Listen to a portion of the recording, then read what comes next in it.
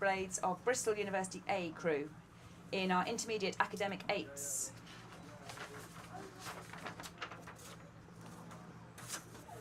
Yes, reasonably close as they come up to the quarter-mile signal. As Alison said, Newcastle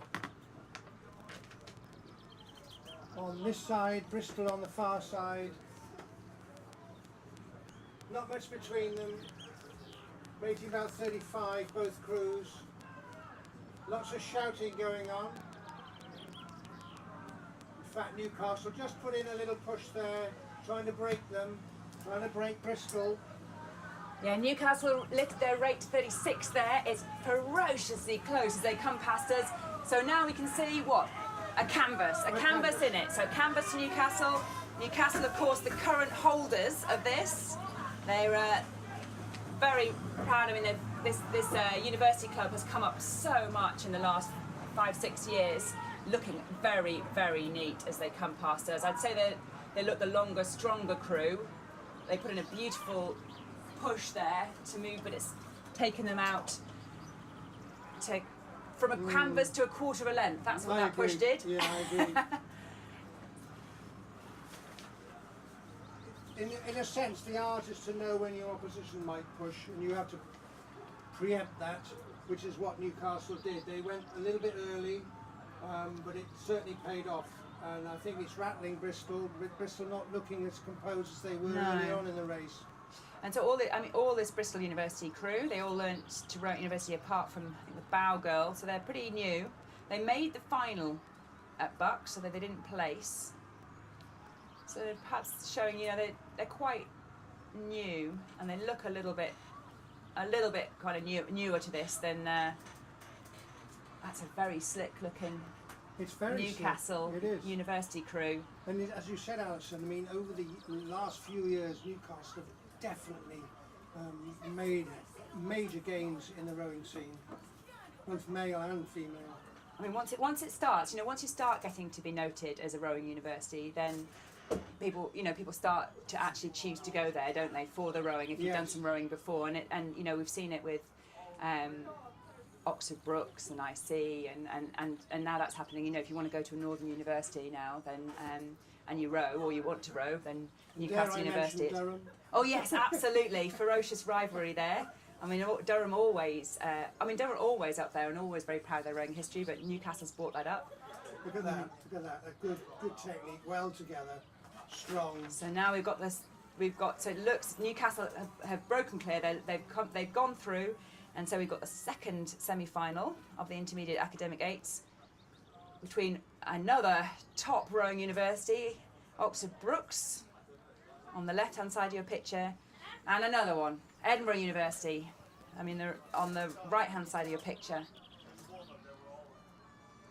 So it's about time. I was looking at some records, and this is one of the oldest standing record. The record for this at 4:55 has stood since 1996. Nottingham University, and actually they tied the time. I can't remember, I had to look, but hasn't really changed. 1992 and 1996 joint times. It's about time. We've got some fast 8s here. Maybe we might get. It's not particularly fast conditions though, is it? It's not, well. But it's not slow. It's not slow, so it'll be very interesting. We haven't got a screaming tailwind or anything, but coming into the final, I mean, the University 8s, the women's University 8s are picking up standard all the time. Look at this. Brookes. Beautiful. Brookes, the Thunder Brookes. Good, strong stroke from Brookes, but Edinburgh no slouches. But Brookes have the edge as they come up to our commentary position. 3/4 of a length now, moving out.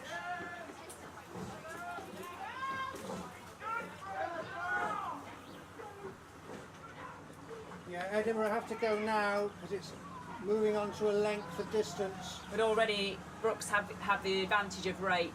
They've been able to sit back on 34 there compared to kind of a 36 for Edinburgh. So Edinburgh are already over pipping them. Doesn't look like they've got anywhere to go.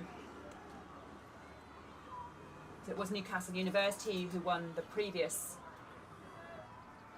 semi-final by 1 1/4 lengths in the end.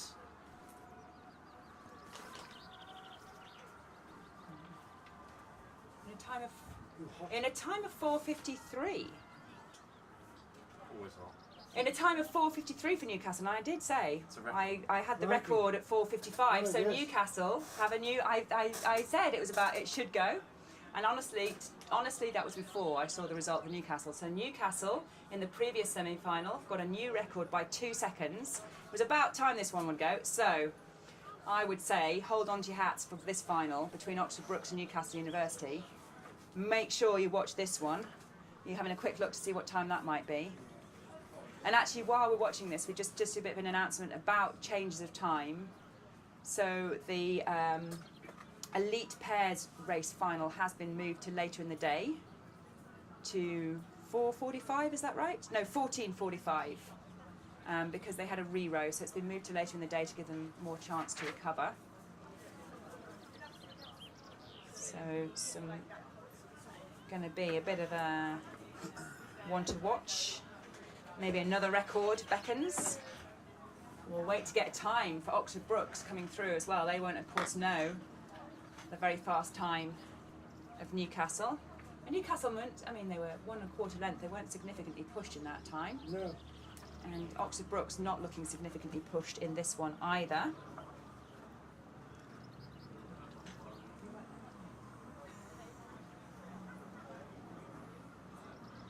And back up to the start. Back to the small boats. The senior single scull. Between, on the left-hand side there, Reading Rowing Club. And right, Durham University.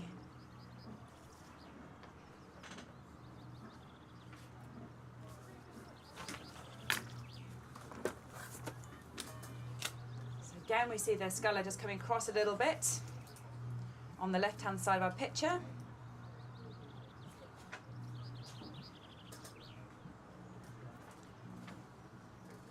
Yeah, it's the Durham sculler.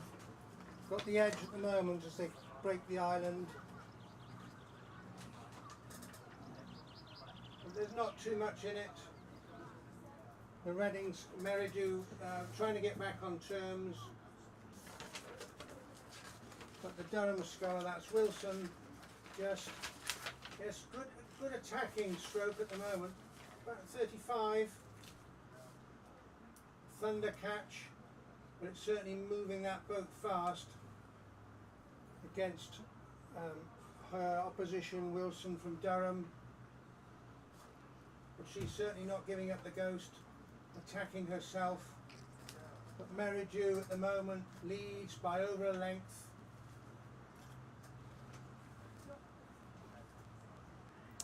So that's Rosalind Wilson of Durham University. Looking very composed there, very strong. Neither of these scullers needing to get their blades very high off the water today, just kind of not a huge tap down.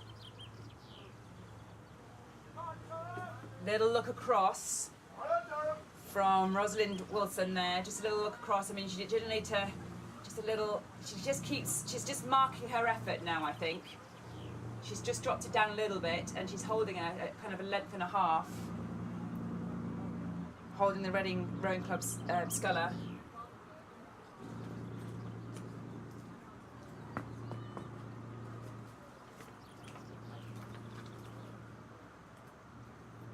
Yeah, she looks to be exuding a lot of energy, but she's certainly in control of this race, the Durham sculler.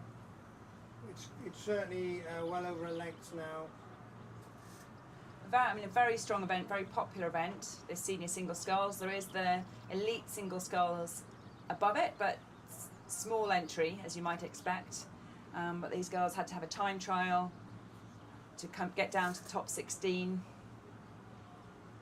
Raced twice yesterday, coming through to this. So they've already raced 3 times to get to this position. Hoping for that make it through to into the final. It looks like for the first heat, looks like Rosalind Wilson of Durham University. Yes. Pretty comfortable in that one, and so we go back up to the second semi-final.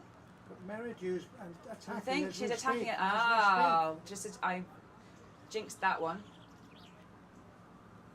bit hard to see from the angle, but she's Yes, I mean, she's as we say, certainly- it's kind of not over in the singles. If you lift your rate and you go for it, you can get more back.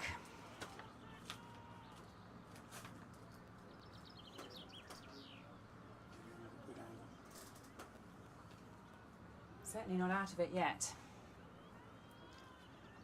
The second semi-final of the senior singles for the Bernard Churchill Trophy. She heard what you said. She has. So in the first semi-final, she's pulled right back. She's pulled right back, having moved, dropped her off. She's pulled right back, and she's coming through Laura Merridew of Reading Rowing Club. In the second semi-final, just to give a quick mention to this one, because this one's also happening between Wallingford Rowing Club on the Berkshire Station. That's the top of your picture there, and Galway Rowing Club Ireland on the bottom of the picture. Wallingford Rowing Club Sculler getting the early advantage in that one, but it's still, my goodness, what a late charge by Laura Merridew from Reading Rowing Club in this first semi-final.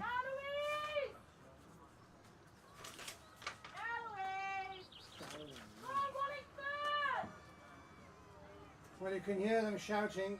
Wallingford Sculler just got a length over the Galway Sculler as they pass out Commentary Tower. Wallingford Sculler, Bowyer, looking very long and strong. 32, 33? Yeah, they both look quite, she's dropped it down. I mean, she's a very tall girl and just able to drop that rate right down. She better take some lessons from the previous race though, and I won't be calling this one because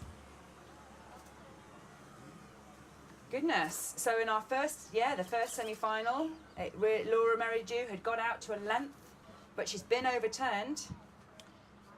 Rosalind Wilson had got out to a length, but she's been overturned by Laura Merridew of Reading Rowing Club. Good lesson there, that it's never over until it's over, and she goes through by a couple of lengths. So I don't know what happened there, whether there was anything particular happened or whether Rosalind Wilson just went for a really fast first 1,000 and then couldn't maintain. I mean, she looked in control, although she was working hard. She didn't look ruffled. No. But you just never know. So the Wallingford Sculler Bowyer looking the dominant in this second semi-final for senior singles. Galway Sculler, certainly no slouch, but being outperformed at the moment as they move into the last third of the race. Yeah, this Galway Sculler, Fiona Moitra, competed in the Junior Worlds in 2013 for Ireland. So yeah, I mean, I saw her race yesterday. They've got an 8 here as well, and the rest of her teammates are competing in an 8, but she wasn't able to because she's competing internationally. She wasn't able to compete. She was ineligible. So this is actually, I think, her first. She's experienced, but she's not raced in single before. So yesterday was really her first side-by-side race in single. This is only her second. So a good performance by her, but not able currently to match the power and experience of a very rangy and looking Wallingford Rowing Club Sculler. So we're going back up to start now. Junior singles, the future. I love seeing these junior singles race. I just think I didn't start till I was 18. I know what time you start. Did you race at school? I started at the old age of 6. 6? Oh my goodness! So you were an old man by the time you were Exactly. these girls' age. So you've been goodness no. I never raced juniors. I never raced juniors. I've been rowing for 24 years then. So you've been very, very nice. So yeah, I didn't get to race as a junior, but I'm kind of in awe really of these juniors. The fact that not just the composure to be able to race. So on the course at the moment, just to give them their credit, we do have Agecroft Rowing Club on the left-hand side, on the racecourse side of the picture, and on the right-hand side. Now they've just swapped them, haven't they? But with a pink stripe there, we have Twickenham Rowing Club on the Buck Station. But it's Dooley of Agecroft Rowing Club, who's come through to the early lead.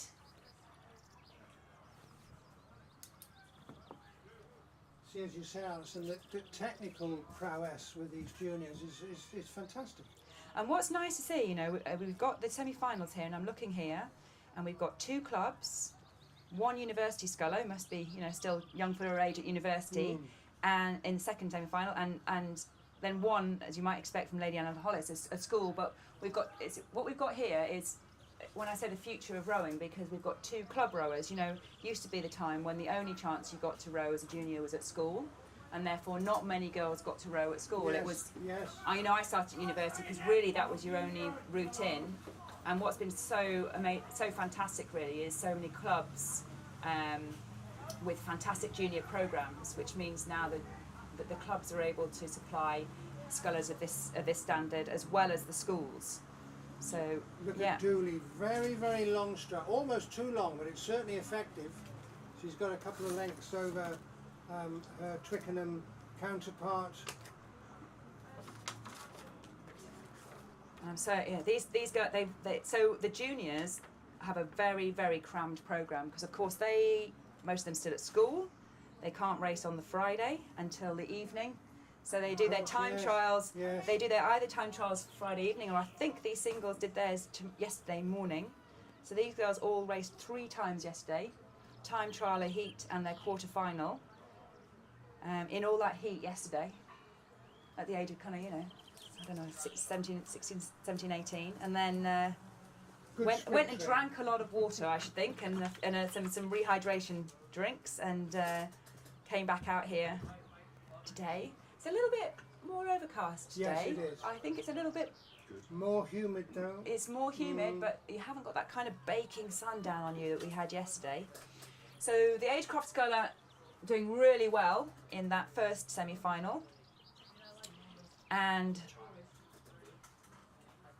the second semi-final we have got the classic Lady Eleanor Hollis. So Wit of Lady Eleanor Hollis, very good and well-renowned rowing school on the Berkshire Station, and Phoebe Campbell of Exeter University on the Buckinghamshire Station. And I saw Phoebe race yesterday, looked very good, very strong, and she's looking strong again. Yeah. So, quite rare, you know, quite unusual, I think, to have a junior sculler competing at university level. She's coming past her, she's already got the length and a half of clear water. She's got a really kind of, I noticed yesterday, distinctive stroke, big second half of the stroke. She's not getting her shins quite up there. She's using a lot of second half of the stroke, but it's working for her at the moment. Very, very sharp catches. She's ticking along there at 33. Yeah, which certainly looking unruffled, Yeah. a length and a half down, and certainly not giving up the ghost. But Campbell maintaining that lead.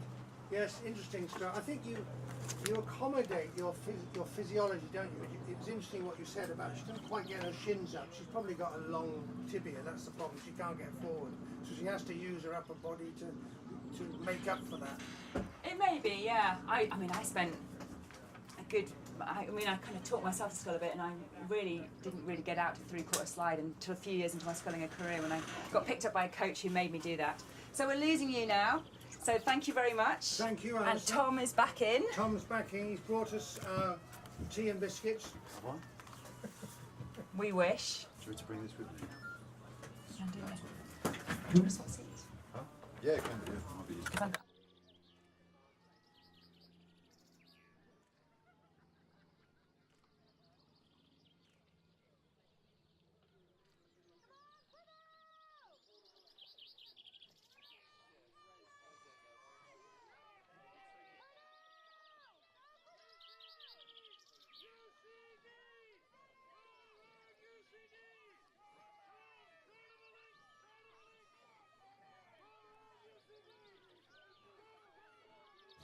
In time for race 3 to 8. Another semi-final of the junior single sculls. We've got this on the progressing at the moment.